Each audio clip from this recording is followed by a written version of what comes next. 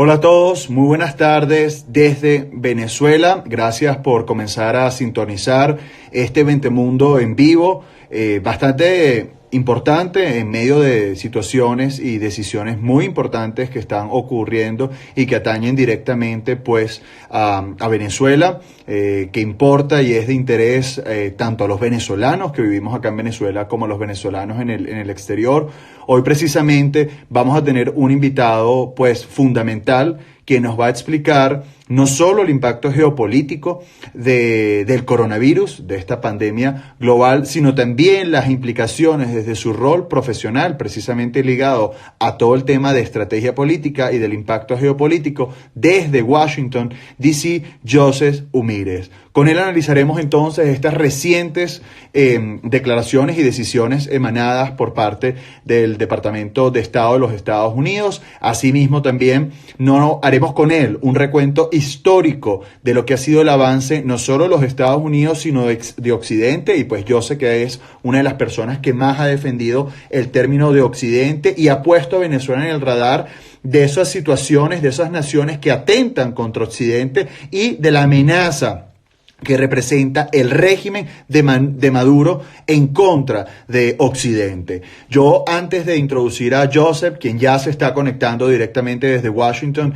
D.C., desde ya quiero ratificar la firme postura que no solo 20 Venezuela, sino también nuestros diputados de 20 Venezuela, integrantes de la fracción 16 de julio, han tenido ante esta situación. Lo hemos advertido, son criminales y los criminales salen de muy pocas maneras y con muy pocas opciones. Occidente comienza a entender, y creo que no comienza, ratifica lo que muchos expertos, entre ellos Joseph, había advertido de la naturaleza de este régimen, y precisamente entonces inicia esta escalada en términos de fuerza. La fuerza legítima, la fuerza constitucional, la fuerza institucional. Y nosotros desde Venezuela no solo ratificamos esto, sino adicionalmente somos nosotros, junto a la inmensa mayoría de los venezolanos, quienes, habiendo hecho advertencia de esto, pues entonces damos paso directamente a que este tipo de acciones pues tenga lugar. Ya en unos minutos vamos a tener entonces a Joseph Umires conectado con nosotros, bien inmediatamente de haberse conectado con María Corina, y bueno, ya lo vamos a tener entonces con nosotros directamente. Él se encuentra en Washington, D.C., y una vez esté entonces él conectado, pues podrá transmitirnos su opinión en relación a todo esto que está ocurriendo, y adicionalmente pues sí, hablar también del impacto geopolítico que el coronavirus supone. Ya tenemos a Joseph Umires conectado, y directamente entonces voy a proceder. Ya se conecte desde Washington, D.C. Repito, también tenemos ya el mismo uso horario, la 1:20 de la tarde. Hola Joseph, ¿qué tal? Muy buenas tardes, saludos Hola desde Fabi, ¿me Venezuela. ves bien? Sí, te vemos y te escuchamos. Bueno, ya tenemos a muchísimas personas conectadas desde diversas partes del mundo. Agradecerte de antemano, Joseph, tu tiempo en un momento tan convulso precisamente, y lo que anunciaba al inicio de esta conversación, que has sido tú con otros tantos, que ha precisamente descrito las implicaciones del conflicto venezolano hacia Occidente y las amenazas que ello supone. Y pues precisamente algo de que ya estabas conversando en el programa de María Corina por Sí. RCR. Antes de comenzar, sí me gustaría pues presentarte rápidamente. Joseph trabaja en Secure Free Society, fue uno de sus directores, y adicionalmente Senior Fellow del Middle East Forum y del Gatherston Institute.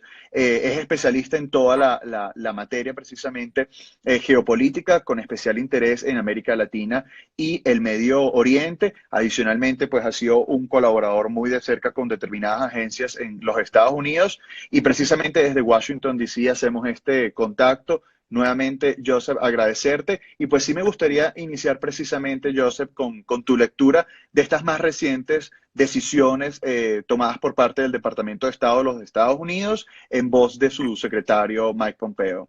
Sí. Mira, bueno, antes que todo, bueno, saludos Fabio, gracias por la invitación, saludos a toda la audiencia en Instagram, un gran gusto estar con ustedes, me disculpan mi demora, estaba justo con María Corina en su programa de radio, demoró un poco, entonces, bueno, aquí estoy. Mira, mira, esto es la gran lección, la gran lección que todos tenemos que tomar con lo que pasó esta mañana con la nueva anuncio de Departamento de Estado, de esta nueva, como se llama, un framework para una transición democrática, también con la parte de los anuncios de la semana anterior del Departamento de Justicia. Todo eso, la gran lección es que la estrategia de la Casa Blanca mantiene en pie, que van a seguir avanzando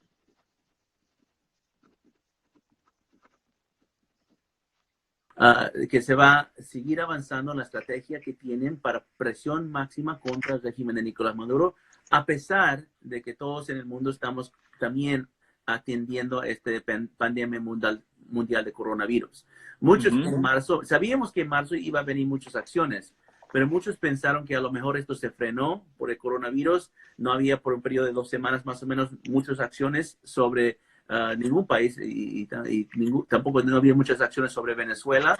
Entonces algunos teníamos una duda si iban a seguir en este momento con esta estrategia y lo que parece que sí, se retrasó unas semanas, pero no se frenó y se está manteniendo. Ahora, específicamente sobre lo que anunciaron hoy, este framework, esta ruta de transición, yo lo veo como simple una última oferta que el gobierno de Estados Unidos está dando a Nicolás Maduro. Porque mira, cuando esto entra en fase próxima, con más acciones más agresivas contra el régimen de Maduro, ya hemos visto un poco de eso la semana anterior con la justicia, cuando esto entra ahí, hay que asegurar al mundo, sin ni la menor duda, de que se desgastó todos los esfuerzos diplomáticos para salir de esto, porque se le dio una y otra oportunidad al régimen de Maduro y el propio Maduro mismo que salga de una forma pacífica de poder de Venezuela. Y si no acepta esta última oferta, entonces estoy seguro que Estados Unidos va a ir a la próxima fase de su estrategia de presión máxima, que va a incluir acciones más agresivas. Una pregunta entonces, José. ¿Tú crees, ante esta última oferta, la cual comparto absolutamente, que haya disposición de determinadas cúpulas en Venezuela de acceder a la oferta, entendiendo que el régimen chavista no es monolítico, es decir, no tiene una sola cabeza, sino que Sí. tiene muchos actores, muchos grupos de intereses y adicionalmente entre esos grupos de intereses, pues cada uno también tiene su nicho del mercado criminal? No, eso es una excelente pregunta, Fabio, porque yo creo que tenemos que estar claro que hay una estrategia para buscar la salida de Maduro y una libertad para el pueblo venezolano. La cuestión, lo que podemos debatir es si esa es la estrategia adecuada, si lo vamos a lograr el propósito, el fin del régimen de Maduro. Yo veo cosas positivas con la estrategia, pero también veo algunas debilidades. Entre esas debilidades, lo que veo es justo lo que mencionaste. En Estados Unidos, y yo creo que en muchos de los países occidentales, cuando miramos un país, un país complejo, con una situación muy compleja como lo que es de Venezuela, con ese estado criminal, usamos nuestros lentes, nuestro enfoque democrático.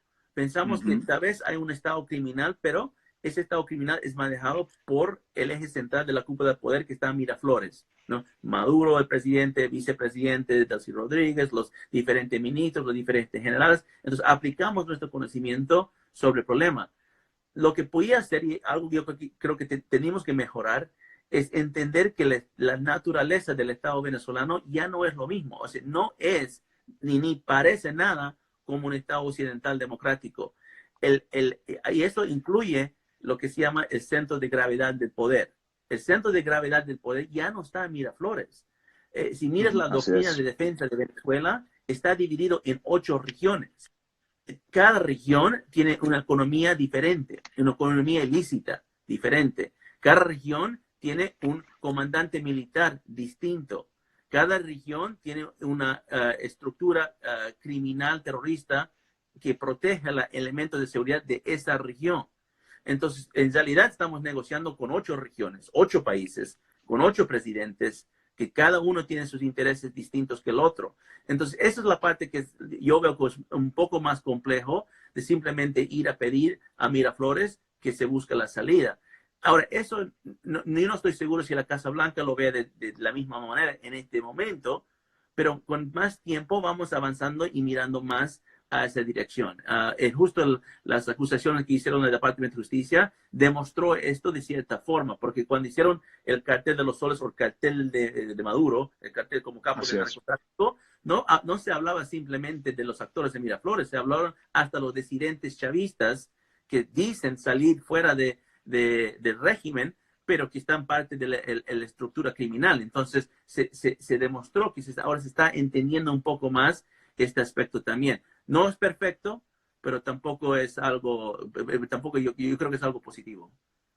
Así es, y en mitad de todo esto, Joseph, tú comenzabas diciendo algo pues muy válido. Se conocía pues que inicialmente en la agenda de los Estados Unidos pues estaba planteado escalar este tipo de acciones en el mes de marzo, pero ante ello surgió luego la pandemia no prevista por ningún estado, ¿no? Bajo entonces este contexto también global, que a su vez también supone pues ciertas circunstancias a lo interno de los Estados Unidos que pueden o maximizar o minimizar el margen de acción o de maniobra que tiene directamente la Casa Blanca. ¿Crees tú que bajo esta dinámica del coronavirus y bajo esta agenda que ya ha señalado los Estados Unidos del último chance, pues el coronavirus favorezca o puede inclusive ser parte también de esas debilidades en esta propuesta? Un poco de los dos. Mira, yo en cierta forma de los argumentos que se están manejando, específicamente los argumentos se manejan dentro de Estados Unidos y dentro del gobierno de presidente Trump, en cierta forma favorece, porque todos sabemos que están mirando Venezuela, que la reacción que va a tener Nicolás Maduro y su régimen contra esta pandemia de salud pública no va a ser una reacción favorable a los actores que quieren buscar una forma de proteger al pueblo de esta pandemia. Va a ser una reacción más parecida a Irán o más parecido a propia China, de mentir, de ocultar, de camuflar los casos y bueno, ni siquiera aunque quisieran atender esta situación, no tienen la infraestructura de salud pública para hacerlo. Entonces, creo que todo el mundo sabe que Venezuela es un caso muy preocupante en el lado de la pandemia, porque no hay forma de controlarlo, no hay forma de controlarlo, tampoco hay forma de comprobar cuántos casos hay y por extensión no vamos a saber el nivel de contagio. Entonces yo creo que ese argumento se está llevando dentro del gobierno de Estados Unidos diciendo que esto es una razón más todavía, a pesar de todas las razones que tenemos por temas de seguridad, esto es una razón de salud pública de por qué hay que acelerar en buscar la salida de Nicolás Maduro ya mismo. Entonces yo creo que esa parte no le favorece al régimen, más bien y da un poco más puntos a los que están buscando acelerar las líneas de tiempo. Ahora, lo que sí yo creo que favorece al régimen no es tanto lo que está pasando dentro de Venezuela con la cuarentena o lo que está pasando con la respuesta a coronavirus, pero lo que está pasando en América Latina. Porque lo que se ve, lo que se ha visto, lo que hemos aprendido durante el transcurso de tiempo es que cada vez que el régimen está arrinconado por la diferente presión de Estados Unidos u otros países, ellos siempre buscan una salida regional, buscan ir a sus aliados internacionales y hacen acciones conjuntas en la región. Lo vimos el año pasado con lo que ellos denominaron la brisa bolivariana. Y ahora están hablando de la furia bolivariana. La furia bolivariana, parte de la furia bolivariana, yo considero, no va a ser solamente las acciones de represión que están tomando actualmente dentro del territorio venezolano, pero van a ser las acciones que van a tomar cuando los ciudadanos de los diferentes países de América Latina van a estar muy angustiados por estar en cuarentena por mucho tiempo. La mayoría de América Latina en este momento está bajo un nivel de cuarentena por tratar de lo que dicen aplanar la curva sobre el contagio de coronavirus. Eso es muy difícil cuando en muchos países hay entre 20 a 40% de la economía es manejado de una forma informal, gente que vive día a día para comer. Sí. No tiene O es pobre. Es gente pobre.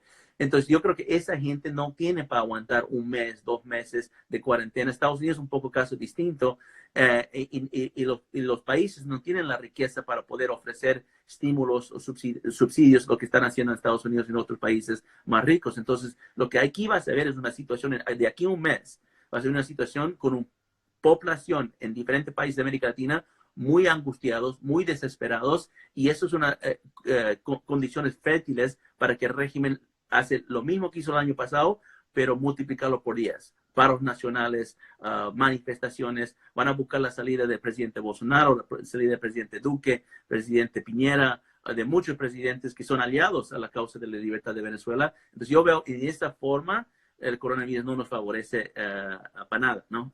Y hay que estar atento a eso.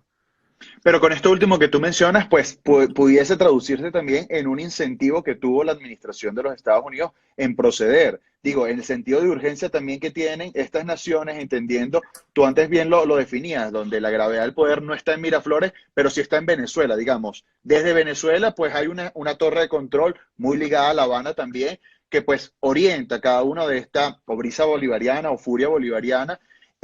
Pero bajo tu criterio, ¿crees tú que estas últimas acciones han sido tomadas inclusive en coordinación con los demás países de la región, aún alineados a la causa venezolana?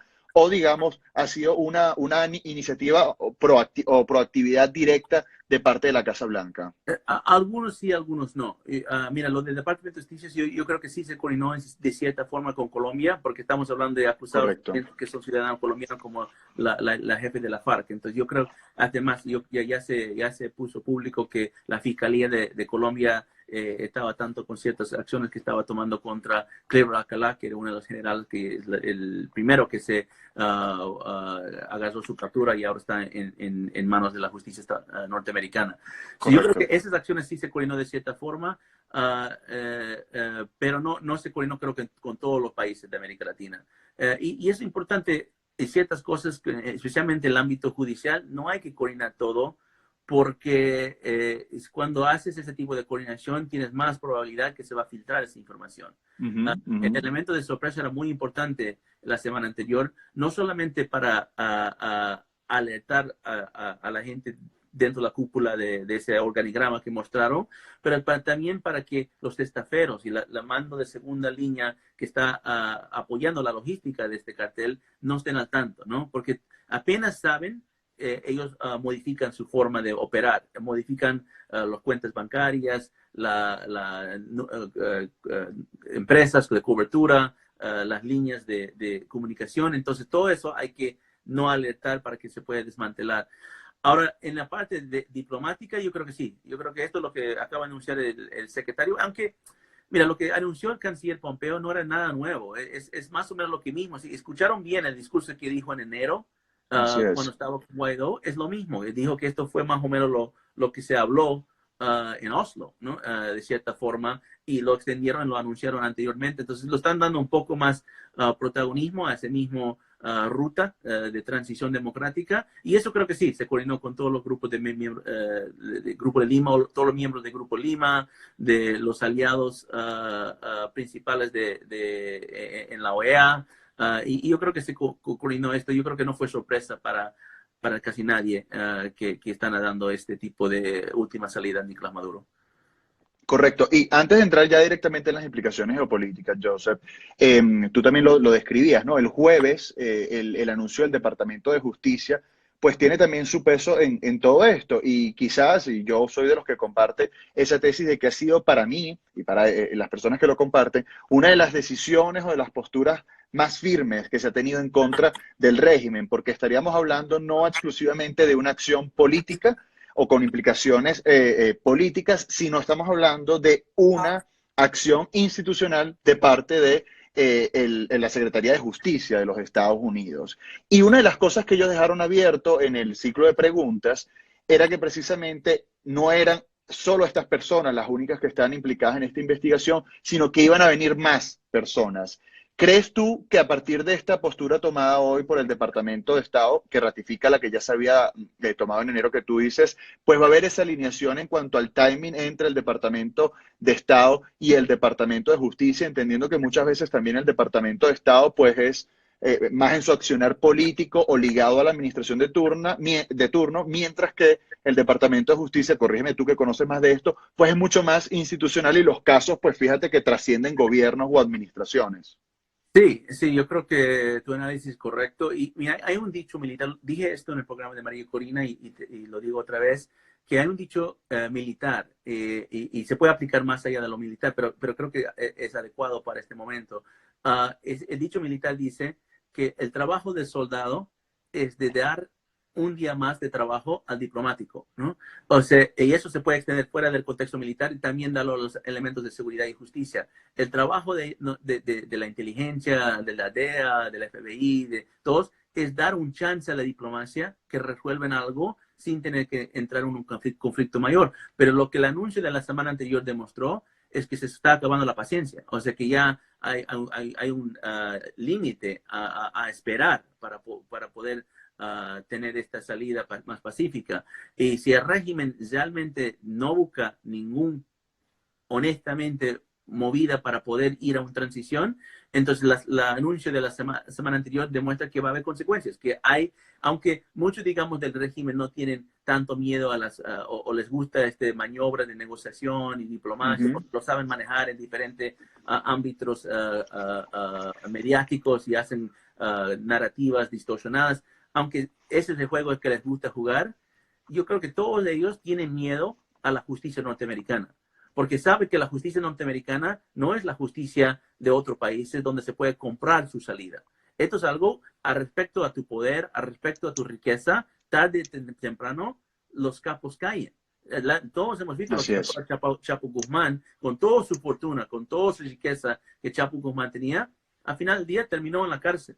Y eso pasó con muchos otros capos que hemos visto durante la historia. Entonces yo creo que esto sacudió un poco, y no diría tanto régimen como Maduro y Cabello, pero los testaferos. Porque los testaferos no están listos para estar en conflicto. Los testaferos simplemente están haciendo negocio. Están buscando un poco de dinero para cualquier acción que están tomando. Y esos testaferos, te aseguro, después del anuncio de la semana anterior, muchos apagaron sus celulares. Ya no están contestando esas mismas llamadas porque tienen miedo que todo está siendo vigilado por la justicia y la inteligencia de Estados Unidos y nuestros aliados, no solamente es nuestro país. Entonces yo creo que esa acción es algunos lo denominaron, si combinas las acciones de Departamento de Justicia con lo que anunciaron hoy de Departamento de Estado, como un poco lo que se llama en inglés carrots and sticks o Ujú, ujú. recompensa, ¿cómo se dice? Recompensa y castigo, ¿no?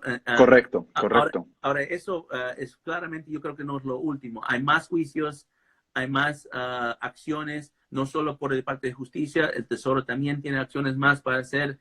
Hay otras cosas que yo creo que vamos a ver, porque yo viendo un poco de cerca el rol de prensa que hizo el canciller Pompeo hoy, yo no sentí como que ellos realmente tienen que son ingenuos, que piensan que Maduro va a aceptar esto. O sea, si realmente pensaban que Maduro iba a aceptar esto, lo hubieran hecho de una forma privada.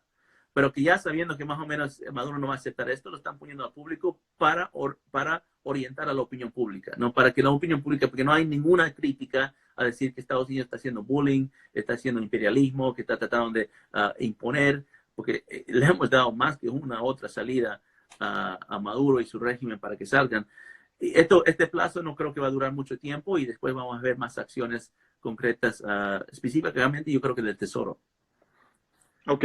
¿Y crees que ante este panorama, Joseph, entendiendo el contexto de la pandemia, también sin olvidar que es un año electoral en los Estados Unidos, pues tiene sus características particulares también, y entendiendo cuáles están siendo parte pues, de los grandes issues o tópicos que se están debatiendo en torno a las elecciones, ¿crees que precisamente ese timing puede acelerarse previo? O sea, una escalada de fuerza previo a las elecciones de noviembre o inclusive a espera de qué va a ocurrir con la pandemia, cuándo se logra pues controlar un poco más la pandemia e inclusive esperar a las elecciones de noviembre.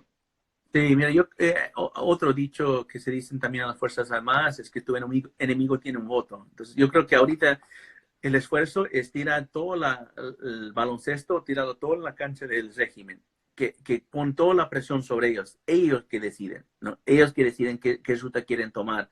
Entonces le tiraron la parte diplomática, le tiraron la parte justicia. Entonces el régimen ahorita tiene todas digamos, las diferentes opciones que tienen que tomar y van a decidir.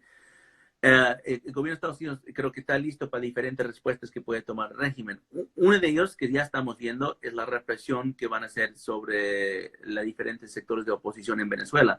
Y yo creo que eso va a Correcto. aumentar. Yo creo que eso va a aumentar no solamente contra el equipo de Juan Guaidó, pero la parte mediática, la parte de personas como el de 20 Venezuela. O sea, cualquier persona que quiera que ellos piensan que está haciendo una línea de acción en contra del régimen, van a empezar a poner mucho más presión. Y yo creo que esa parte tenemos que tener mucha atención porque afecta la vida diaria de muchos de ustedes que están peleando esta lucha.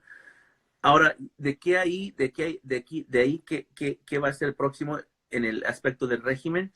Mire, yo creo que desde hace ya mucho tiempo no veo que el régimen hace decisiones propias. O sea, yo no veo que Maduro, ni Diosdado, ni Tarek están ahí decidiendo como un centro de operaciones por sí mismos. Yo creo que todo es consultado por el exterior.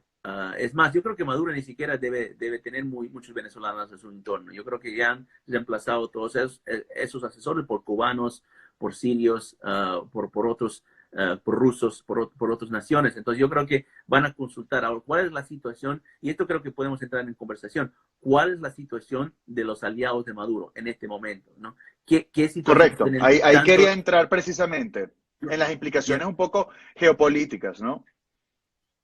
Ok, vamos uno por uno. Yo creo que empezamos con Rusia, que es una de las que ha estado más en las noticias. Y hemos visto en esta última fin de semana este transacción que hizo para quitar el Rosneft fuera de juego, para sacarlo fuera de juego, para no poder exponer a Rosneft, que Rosneft no solo está controlando el petróleo de Venezuela, pero es la empresa estatal que controla todo el petróleo de Rusia. Entonces no quieren De Rusia. exponer eso a sanciones, entonces lo sacan fuera de juego, dicen que van a reemplazarlo con el gobierno de Rusia propio, que no sea una empresa estatal, pero que sea el gobierno nomás que maneja. Entonces yo creo que lo que Rusia está en este momento también es entre las alianzas que tiene Maduro, es el más débil. Yo lo veo como el más débil de todos. Más débil que China, más débil que Irán. Es el más débil porque ellos están en una situación interna en Rusia muy delicado a nivel político. O sea, el protagonismo que Putin tiene, la imagen internacional que Putin tiene, es mucho más fuerte que la imagen que tiene dentro de Rusia. Ahora, la pandemia le ha dado un poco de puntos porque, bueno, ha sido muy contundente sus acciones en cerrar la frontera, pero eso no va a durar mucho tiempo. Y la demografía de Rusia está cambiando. Una de las razones que Rusia se ha metido mucho más en el Medio Oriente durante los últimos años es que Rusia, la demografía, ya no es tanto solo puro ruso. Hay 1 de cada 5 rusos es musulmán hoy en día. Entonces, él ha mirado Medio Oriente como parte de su política interna también. Yo veo a Rusia un poco débil en ese aspecto. La guerra de petróleo que está teniendo ahorita con Arabia Saudita puede ser un poco más de lo que quería Putin, ¿no? Creo que cuando él lanzó prácticamente esa guerra con Sí. romper el pacto de petróleo que tenía para mantener la producción a cierto nivel. Y después Arabia Saudita responde con bajar los precios al suelo de petróleo y eso afectó a Rusia, afectó a Venezuela. Entonces yo creo que Rusia ahora está pensando que eso va a afectar también a Estados Unidos, pero nosotros ya hemos convertido toda nuestra industria petrolera a shale gas, o sea, ya no estamos dependiendo Sí, son independientes, correcto. Absolutamente independientes. Entonces, yo creo que esa calculación le pone a Rusia en una posición muy vulnerable. Ahora, ¿dónde Rusia siempre gana? Gana en la parte de propaganda. Ellos son número 1 del mundo, campeón del mundo en propaganda, siempre desinforman, tienen un aparato mediático enorme. RT es una de las cadenas más grandes a nivel internacional y hacen ecos mediáticos, hacen fake news, entre comillas, a nivel diario con muchas de las cosas que quieren difundir. Entonces yo creo que esa parte de Rusia está ahí. Rusia obviamente tiene acciones dentro de Venezuela, tienen soldados dentro de Venezuela, pero esos soldados y acciones yo creo que están más manejados para llevar una percepción de su fuerza, no la realidad. Rusia lo veo como un poco la primera, ¿cómo se dice en inglés? The first layer, la primera... La primera línea, digamos, la primera línea sí. de respaldo a Nicolás Maduro. Correcto. Ahora, hablando de los cubanos, si lo forman de analogía como una casa, los cubanos son los guardias en el perímetro, o sea, están haciendo la guardia. Eso ya los pasas muy rápido porque no tienen mucho poder. Entras a las guardias que están guardando la entrada, esos son los rusos. Entonces, estamos pasando ahora los rusos. Ahora faltan los rusos, perdón, los chinos y los iraníes. Y ahí creo que es donde se complica un poco más la situación. Y hasta el momento no estamos hablando tanto de eso en el ámbito diplomático. En muchas declaraciones del gobierno de Estados Unidos se habló de Cuba y Rusia, pero no se habló mucho de Irán, falta algunos, y casi nada de China. Y esos dos actores yo creo que son muy críticos a lo que está pasando, Así es. empezando con China. El gran error que cometimos todos y principalmente se cometió con las estrategias de presión máxima es pensar que China era un actor económico nomás, que lo único que China le importaba era la inversión, sus préstamos, el retorno a sus inversiones y el pago a sus préstamos, la deuda que tiene Venezuela, el régimen de Maduro con China. Pensaron que es lo único interés de China. Pero eso es una simplificación de cómo China funciona, porque tendrían que asumir que si eso sea cierto, que China fue el único actor durante los últimos 6, 7 años, cuando todos los actores de mercado salieron de Venezuela, o sea, dejaron de invertir en Venezuela por el fracaso económico. China fue el único tonto que dijo, vamos a aumentar el dinero en Venezuela hace 5, 6, 7 años atrás. Y no fue así. China no estaba invirtiendo en Venezuela. China estaba comprando en Venezuela. Estaban comprando acceso, estaba comprando territorio.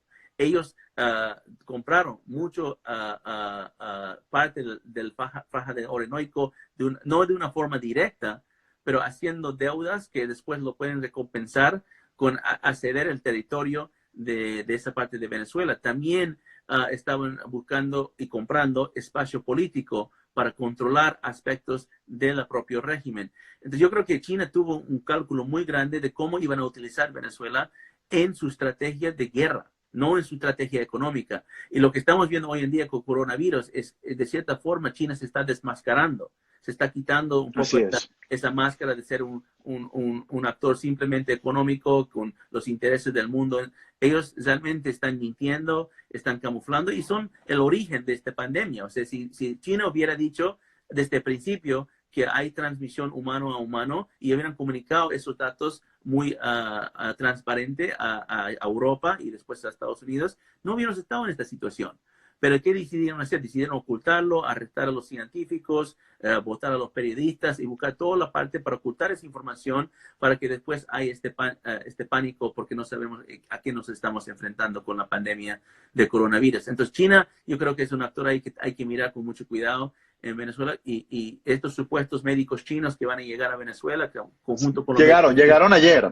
Llegaron ayer a las 3 de la mañana. Justo, estos médicos chinos, estos médicos cubanos, tenemos que ver bien qué es lo que van a hacer y qué es lo que están haciendo. Y están llegando a otras partes de América Latina también, porque yo creo que eso va a ser parte del próximo paso, la estrategia del régimen.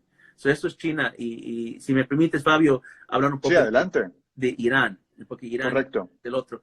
Ahora, Irán es interesante en todo esto, porque nadie pone a Irán como un actor importante en Venezuela, porque no tiene ese peso convencional. No hay muchos diplomáticos que están ahí asesorando a Maduro, no hay mucha inversión económica, o sea, Irán no es un actor económico en Venezuela ni en muchos países de América Latina, casi ningún país de América Latina. Irán no tiene una sociedad comercial con Venezuela de un nivel mayor. Tiene algunas empresas y unas cosas, pero nada a escala grande. Entonces muchos piensan que Irán es simplemente un show, una alianza política que demuestra que los movimientos antioccidentales están trabajando juntos. Pero Irán tiene algo que Cuba, ni Rusia, ni China tiene. Irán tiene la historia. Y tiene la historia bajo la migración de 150 años de sociedades árabes que llegaron a Venezuela empezando en 1880. Irán sabe bien cómo se transformó la sociedad de Medio Oriente en los movimientos panárabes, que se extendió a lo que es ahora la triple frontera de Sudamérica, grandes aspectos de la población de Brasil, toda la costa caribeña de Colombia, grandes aspectos de Argentina, y cómo esto es parte de una estrategia que Irán lo llama la exportación de la revolución islámica. Entonces, esa parte nadie lo entiende en Venezuela. Nadie entiende de que eso fue el origen de la revolución bolivariana. Que si no fuera por estas comunidades árabes, no toda la comunidad por sí, ¿no? Muchas de las comunidades. Correcto. Pero como cualquier comunidad italiana en su momento, irlandesa en su momento, cómo funcionan las mafias, infiltran a sus propias comunidades para poder después tener sus líneas de acción. Entonces, estas comunidades árabes, que la mayoría son buenas, fueron infiltrados hace tiempo. No fueron infiltrados ayer ni 10, 20 años atrás. Fueron infiltrados hace 50, 60 años atrás. en Venezuela y en América Latina. Entonces, Irán sabe esto. Irán sabe algunos secretos que nadie sabe sobre la historia de Venezuela y lo que Chávez trató de borrar de la memoria y la conciencia de los venezolanos. Nosotros en mi centro y con mis colegas de investigación hemos estudiado mucho este aspecto y sinceramente nos alarmó cuando vimos la cantidad. Si te pones a pensar, hablamos de esas 8 regiones, ¿no? Esa estructura criminal terrorista que hay en Venezuela. Si te pones a mirar los councilmen, los consejos, ¿se llama? Sí, correcto. Concejales. Los concejales. Si miras los concejales de cada región y la conexión que tiene un concejal con las diferentes estructuras paramilitares, te vas a sorprender que muchos de ellos son árabes. Muchos de ellos en diferentes partes de Venezuela.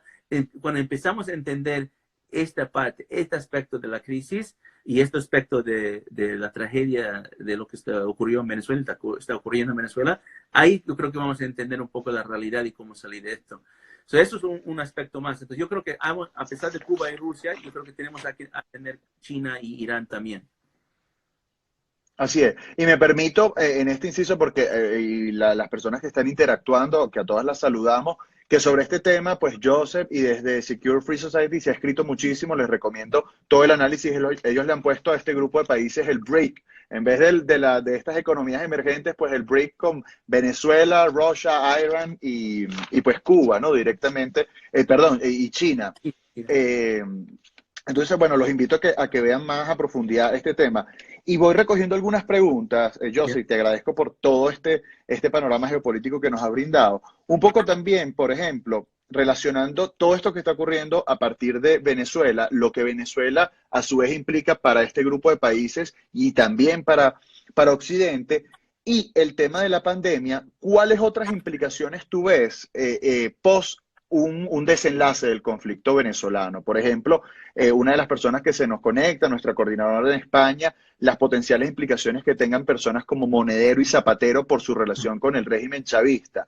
Y esto lo traslado a un caso que quizás es más público que otro, pero estaríamos hablando también, Joseph, o eso es parte de lo que desde el Departamento de Justicia también se mencionó la semana pasada, de un caso quizás el más grande de desfalco a una nación, es decir, lo que se han robado en Venezuela, más las implicaciones que eso tiene en narcotráfico y en otras economías ilícitas o criminales. Bueno, da inclusive para comprar la economía de muchos otros países, y resulta que de 10 venezolanos, 8 viven en un umbral de pobreza, ¿no? Entonces, en todo este esquema, ¿cuál crees tú que terminará siendo todas estas implicaciones? Y si Venezuela junto al coronavirus también se puede convertir en una especie, que también lo comentaban acá las personas participando, en la génesis de un nuevo orden mundial, al menos para Occidente. Sí, son buenas preguntas. Yo creo que déjame tratar de salir aquí a 50,000 metros y hablar un poco de cómo ver la situación al mundo, ¿no? Porque es verdad, o sea, lo que estamos viviendo hoy en día creo que es lo que muchos de nosotros nunca pensamos que íbamos a vivir, por lo menos en nuestra vida, ¿no? Un tipo de control tan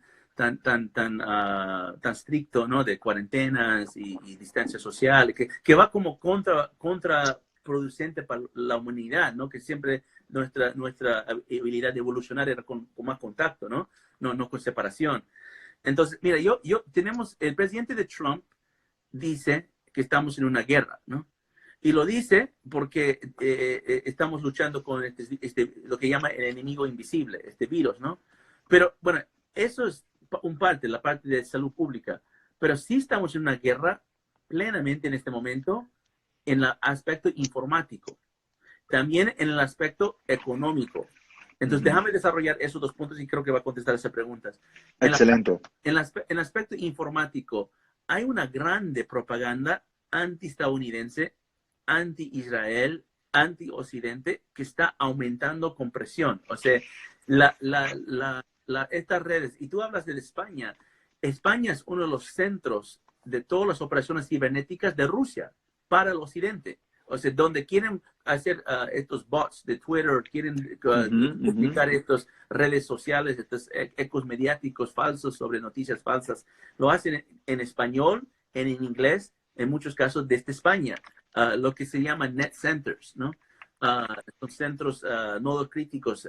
Uno de ellos, por ejemplo, se llama Nodo 50. Nodo 50 es un centro de diferentes cadenas mediáticas, muchos estatales, algunos no estatales, que si miras ese nodo, vas a encontrar Antifa, vas a encontrar movimientos separatistas, vas a encontrar la FARC, vas a encontrar los movimientos radicales de Argentina, de Chile, los mapuches. Es como una encrucijada de todos estos mensajes para poder construir ecos mediáticos muy grandes. O sea, Rusia es parte de eso. Entonces, la parte informática es muy importante. China, por ejemplo, en este momento lanzó una acusación que no es su propio estilo.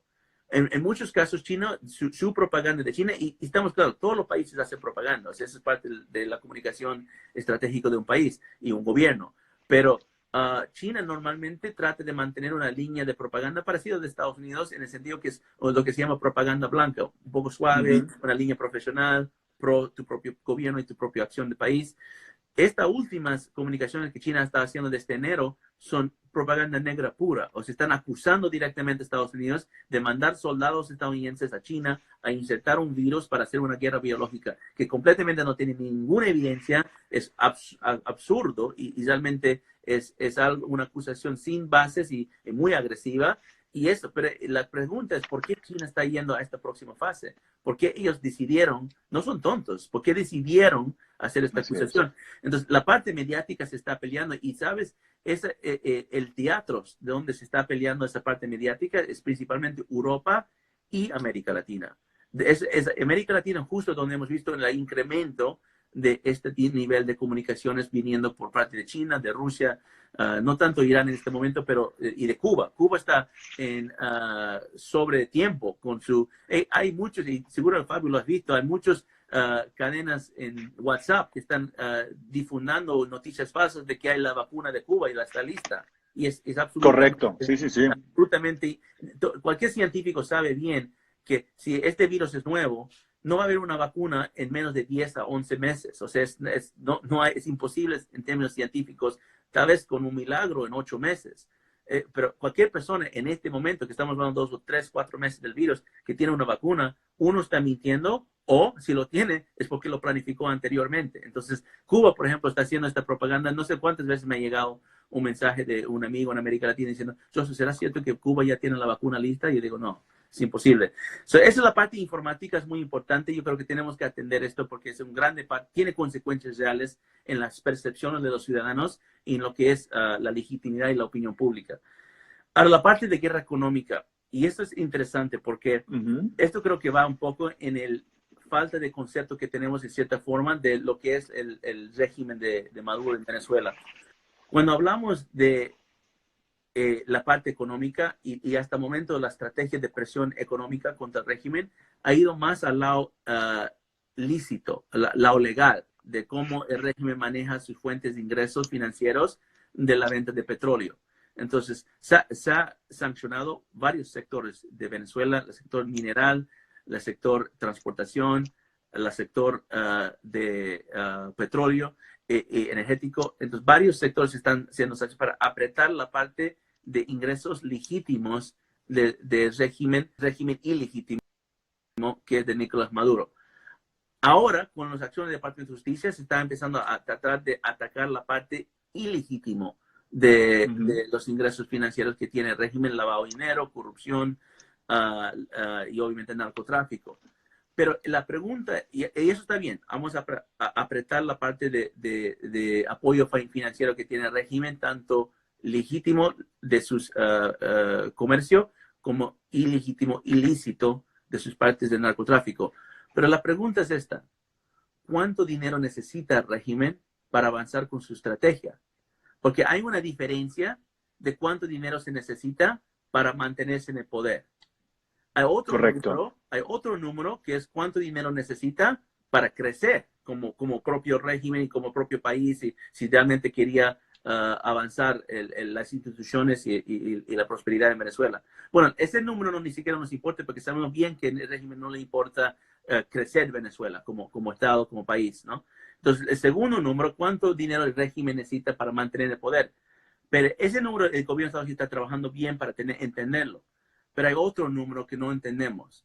es cuánto dinero el régimen necesita para destruir, para avanzar con sus propósitos. Es mucho más económico destruir que construir o mantener.